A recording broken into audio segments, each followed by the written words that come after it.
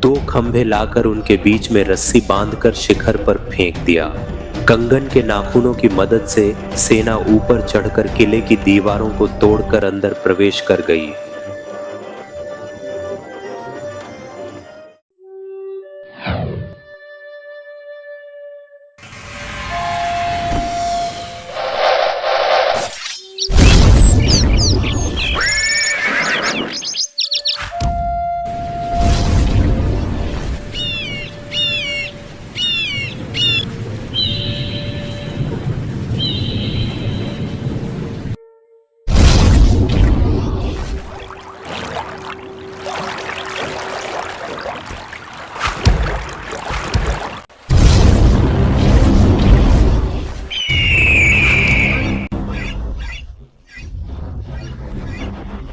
प्राचीन काल में भारत में मौजूद बड़े बड़े राज्य भी अपने ठिकाने नदियों के किनारे या पहाड़ी चोटियों पर किलों के रूप में बनाकर निवास करते थे।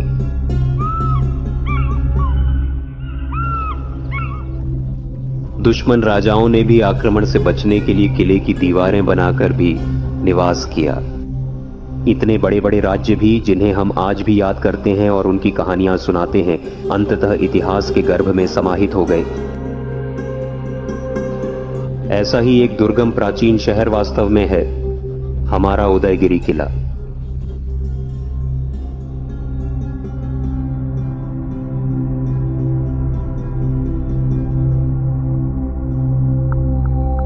शातवाहनों के साथ शुरू हुई उदयगिरी की शासन व्यवस्था में पल्लव, चोल, गजपति, विजयनगर के राजाओं और गोलकोंडा नवाबों का शासन भी शामिल था और अंततः अंग्रेजों का शासन भी यहीं से शुरू हुआ। इस क्षेत्र में कोई भी पूछेगा तो बताएगा कि माणिक्य, हीरे और वैदूर्य जैसे रत्नों का व्यापार यहां बड़े पैमाने पर होता था। इतनी बड़ी संपदा वाले उदयगिरी दरबार के गठन का असली कारण अनुमतियां थीं। प्राचीन रामायण काल में हनुमान हिमालय से संजीवनी पर्वत को श्रीलंका ले जाने के रास्ते में थे और उस पर्वत का इस क्षेत्र में गिरने की बात कही जाती है। उस समय से लेकर आज तक इस क्षेत्र में लोकगीत गाए जाते हैं। इसलिए वैज्ञानिकों ने यह पुष्टि की है कि इस क्षेत्र में संजीवनी पौधे के साथ साथ 150 औषधीय पौधे भी मिलते हैं। इस क्षेत्र में प्राचीन हनुमान की मूर्तियों का मिलना इसके प्रमाण के रूप में है। जब उदय भानु की किरणें पर्वत की छोटी सुनहरे रंग में बदल जाती है और चमकती रहती है, इसलिए इस क्षेत्र को उदयगिरी कहा जाता है। आसमान को छूने वाली चोटियां इस क्षेत्र में होने के कारण शातवाहनों ने दुश्मन से अजेय निवास स्थान स्थापित कर राजशाही को जारी रखने का सोचा, ऐसा हमारी इतिहास कहता है। वहां से शुरू हुई उदयगिरी की यात्रा हिंदू मंदिरों के साथ हमारे देश के प्रमुख राज्यों में से एक के रूप में स्थापित हुई, जहां सैकड़ों मंदिर हैं। उदयगिरी में चोल काल के दौरान निर्मित रंगनायक मंदिर विश्व के सबसे प्राचीन हिंदू मंदिरों में से एक के रूप में प्रसिद्ध हुआ।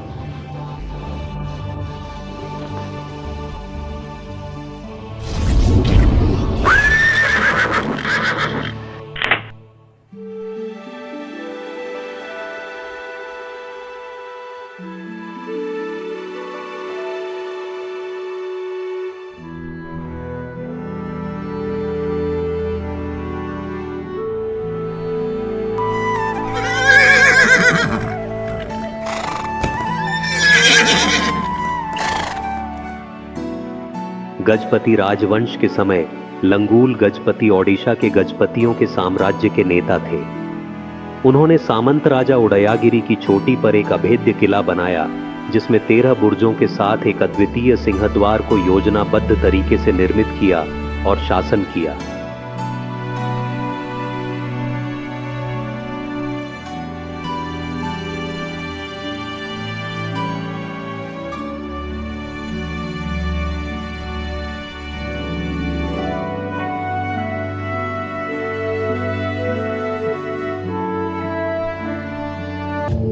विजयनगर साम्राज्य के नेता श्री कृष्ण देव राय ने कलिंग के दंड यात्रा के साथ दक्षिण भारत के पूरे क्षेत्र पर कब्जा कर एक छत्राधिपति के रूप में शासन किया।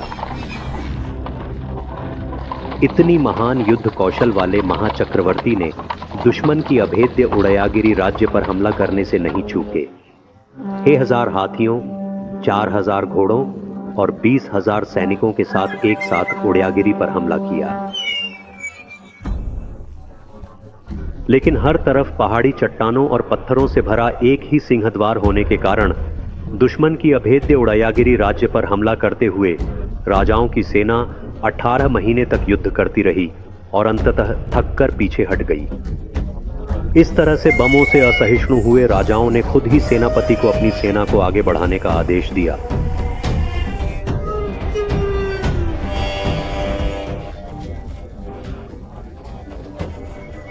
आंखों को घुमाते हुए खाली रास्तों को पार करते हुए उस खाने वाले पहाड़ की पत्थर की शिलाफलक को 2 खंभे लाकर उनके बीच में रस्सी बांधकर शिखर पर फेंक दिया। कंगन के नाखूनों की मदद से सेना ऊपर चढ़कर किले की दीवारों को तोड़कर अंदर प्रवेश कर गई। तब तक भोजन के लिए तड़प रही गजपतियों की सेना हाहाकार करते हुए विजयनगर साम्राज्य के सामने आत्मसमर्पण करने के अलावा कोई चारा नहीं था। युद्ध समाप्त होने के बाद राजाओं ने गजपतियों की बेटी से दूसरी शादी की और यहीं निवास करते हुए स्वीकृतियों के लिए भवनों के साथ साथ पहाड़ी के अंदर भी कमरे बनाए। वे अपनी घोड़े की गाड़ी के जरिए अपने सभी सुरंगों के माध्यम से कमरों में प्रवेश करते थे।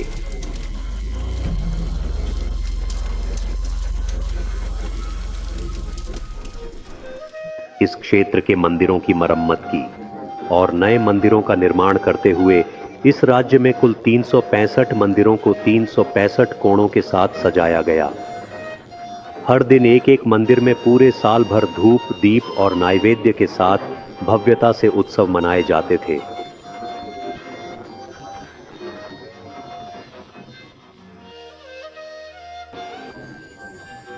मंदिर पूरी तरह से पेनुशिलाओं से निर्मित है और खड़ी सुंदरियों की मूर्तियां, नक्काशी प्राचीन शिल्पकला की कुशलता को दर्शा रही है। जहां भी देखो ऊंचे प्राकार, हवा में गूंजते गोपुरम भव्यता से दृष्टिगोचर होते हैं।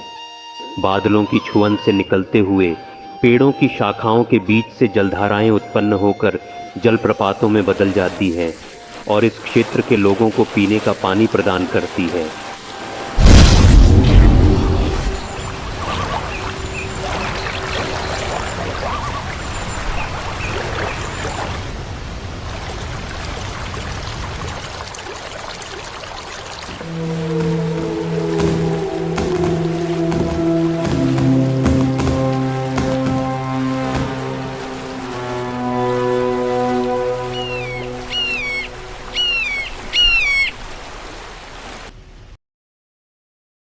तल्लीकोट युद्ध के बाद विजयनगर साम्राज्य के पतन के साथ यह उदयगिरी राज्य भी नवाबों के शासन में चला गया।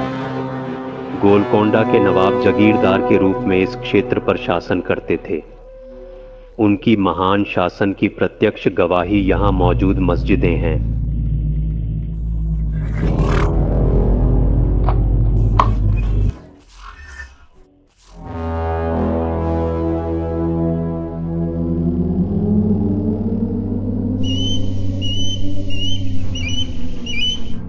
नवाबों के अंतिम राजा सैयद अब्बास अली खान ने उस समय की ब्रिटिश निरंकुशता को पहचान लिया था। उन्होंने समझा कि अंग्रेजों की आक्रमण से उनकी जनता की सारी संपत्ति विदेशी हाथों में चली जाएगी। यह सोचकर उन्होंने रास्तों को बंद कर दिया। इस बात को जानकर अंग्रेजों ने नेल्लूर जा रहे अब्बास अली खान को पकड़ लिया और मद्रास आरकाट जेल में बंद कर दिया, जहां उन्होंने धनागारों की जानकारी देने के लिए उन पर यातनाएं दी। उस दर्द को 21 दिनों तक सहन करने के बाद अब्बास अली खान ने और सहन नहीं कर पाने के कारण अपनी अंगुली में मौजूद हीरे की अंगूठी निगल ली और आत्महत्या कर ली। अपने राजा पर यातनाएं देने की बात अगर लोगों को पता चल गई तो वे विद्रोह कर देंगे। इस सोच के चलते उन्होंने विभिन्न कारण बताकर उनके शव को सौंप दिया। उनके शव को लेकर आए लोगों ने वर्तमान में उदयगिरी बस स्टॉप के पास स्थित मस्जिद में उनके लिए समाधि बनाई। इसके बाद इस क्षेत्र पर अंग्रेजों ने कब्जा कर लिया और उस समय के ब्रिटिश गवर्नर ने पहाड़ियों पर शीशे की छत बनवाकर इस दुर्ग से शासन किया। इस क्षेत्र में पहली बार ईसाई धर्म का परिचय दिया गया और कई चर्च भी बनाए गए। यह एक महान ऐतिहासिक स्थान है जहां कई हिंदू, मुस्लिम नवाब और अंग्रेज शासक शासन करते थे। यह उदयगिरी वर्तमान में किलों, किले की दीवारों और उलझे हुए पेड़ों के बीच एक महाकाय रूप में बदल गया है।